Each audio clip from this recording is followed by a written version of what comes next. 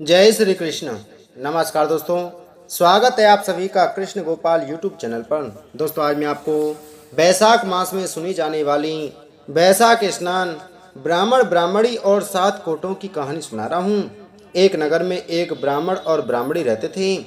वे सदैव अपना मन भगवान विष्णु की भक्ति में ही लगाते थे। वे दोनों बैसाख मास में 7 कोस दूर गंगा स्नान करने जाते थे। रोज इतनी दूर आने जाने से ब्राह्मणी थक जाती थी।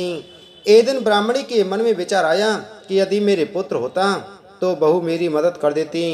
घर वापस आने पर खाना बना हुआ तो मिलता, कपड़े धुले हुए मिलते। उसने अपने मन की बात ब्राह्मण को बतलाई। ब्राह्मण ने सोचा कि मैं तेरे लिए बहू ला ही देता हूँ। ब्राह्मण ने ब्राह्मणी से कहा कि एक पोटली में थोड़ा सा आटा बांध दे, उसमें सोने की गिन्नियाँ रख देना। उसने पोटली बांध दी और ब्राह्मण पोटली लेकर चल दिया। भगवान का ध्यान करते हुए चलते चलते गंगा जी के किनारे एक गांव में पहुंच गया। वहां बहुत सी लड़कियां मिट्टी में अपने घर बनाकर खेल रही थीं। जब सब लड़कियां घर जा रही थीं तो अपने घर को तोड़कर जाने लगीं। उनमें से एक लड़की बोली कि मैं तो अपना घर नहीं तोड़ूंगी, मुझे तो अपने घर से प्यार है। उसकी बात सुन ब्राह्मण लड़की जाने लगी तो ब्राह्मण भी उसके पीछे चला। और जब वह लड़की अपने घर पहुंची, ब्राह्मण उसके पीछे घर चला गया। ब्राह्मण बोला, बेटी, बैसाख का महीना है, मैं किसी के यहाँ खाना नहीं खाता। तुम अपनी माँ से पूछो कि मेरे आटे से 4 रोटी बना देगी क्या। लड़की ने अपनी माँ को सारी बात बतलाई।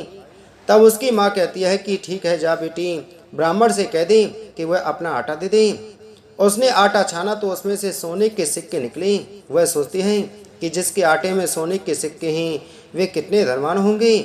जब ब्राह्मण रोटी खाने बैठा तो लड़की की माँ बोली, महाराज, आप लड़के की सगाई करने जा रहे हो क्या। ब्राह्मण बोला कि मेरा लड़का तो काशी बनारस पढ़ने गया हुआ है, लेकिन अगर आप कटार से अपनी पुत्री का विवाह करवा दें, कहो तो मैं कटार से आपकी लड़की को ब्याह कर अपनी पुत्र वधू को साथ ले जाऊं। लड़की की माँ बोली, ठीक है महाराज। और ब्राह्मण पुत्र वधू को साथ लेकर घर आ गया। ब्राह्मणी ने बहू का स्वागत सत्कार किया और वह बहू को आदर सत्कार से अंदर ले गई। अब जब ब्राह्मण ब्राह्मणी बैसाख नहाने जाते तो बहू घर का सारा काम कर देती। बहू बहुत ही समझदार थी, खाना बनाती और सास ससुर के कपड़े धोती और रात में उनके पैर दबाती। मन से सास ससुर की सेवा करती। इस तरह से काफी समय बीत जाता है। सास ने बहू से कहा, बहू, चूल्हे की आग ना बुझने देना और परिंदे का पानी खत्म न होने देना। एक दिन चूल्हे की आग बुझ गई। बहू भागी भागी पड़ोसन के घर गई और बोली, मुझे थोड़ी सी आग दे दो, मेरे चूल्हे की आग बुझ गई है। मेरे सास ससुर बैसाख स्नान करने गए हैं, वे थके हारे वापस आएंगे, मुझे उनके लिए खाना बनाना है। पड़ोसन कहती है, अरे तू तो बहुत भोली है, इनका ना कोई बेटा है और ना ही कोई बेटी ही है। अब बहू पड़ोसन की बातों में आ गई और कहने लगी कि अब आप ही बताओ मैं क्या करूं। तब पड़ोसन बोली, 7 कोठों की चाबी मांग लेना। सास ससुर जब घर आए तो बहू उदास थी, कुछ नहीं बोली। तो सास बोली कि आज तो बहू ने अच्छी सीख नहीं मिली है। अगले दिन जब सास ससुर बैसाख स्नान करने जाने लगी तो बहू बोली कि मुझे तो 7 कोठों की चाबी चाहिए। तो ससुर जी ने कहा कि दे दो चाबी बहू को, आज नहीं तो कल चाबी देनी ही है, हमारे जीवन का क्या पता, इसलिए चाबी दे दो। सासू जी ने चाबियां दे दी। सास ससुर के जाने के बाद बहू ने कोटे खोल कर देखे तो किसी में अन्न भरा है, किसी में धन भरा है, किसी में हीरे मोती जवाहरात भरे हैं, सभी में अटूट भंडार भरे पड़े हैं। साथ में कमरे में पीपल पतवारी माता, तुलसी माता, गणेश जी भगवान, गंगा माता हिलोरे ले रही हैं। बहू देखकर हैरान हो गई। वापस जाने लगी तो लड़के ने बहू का पल्ला पकड़ लिया। बहू बोली, आप कौन। तो लड़के ने कहा कि तुम मेरी पत्नी हो और आपके सास ससुर मेरे माता पिता। तब बहू बोली, आप थोड़ी देर यहीं रुको, जब माँ पिताजी आएंगे तो मैं उन्हें लेकर आती हूँ। बहू कमरा बंद करके चली गई। ब्राह्मण ब्राह्मणी आए।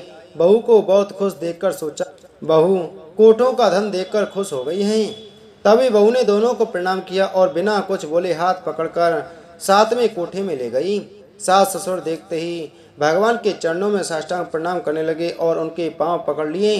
भगवान ने कहा, हम तुम्हारी श्रद्धा भक्ति से अत्यंत प्रसन्न हैं, तुम्हें ये पुत्र देते हैं। अब तुम पुत्र वधू के साथ प्रसन्नता से रहो। बहू ने सासू जी के पांव पकड़ लिए। सासू जी ने बहू को आशीर्वाद दिया और आला गीला बांस कटाकर दोनों का विवाह करवाया। पुत्र ने माता पिता को गले से लगा लिया। हे बैसाख के ठाकुर जी, जैसे ब्राह्मण ब्राह्मणी की मनोकामना पूर्ण की, वैसे सबकी करना। कहानी सुनने वालों की, कहानी कहने वाले की, कहानी सुनकर हुंकार भरने वाले की और सभी के परिवार वालों की मनोकामना पूर्ण करना। बोलो विष्णु भगवान की जय।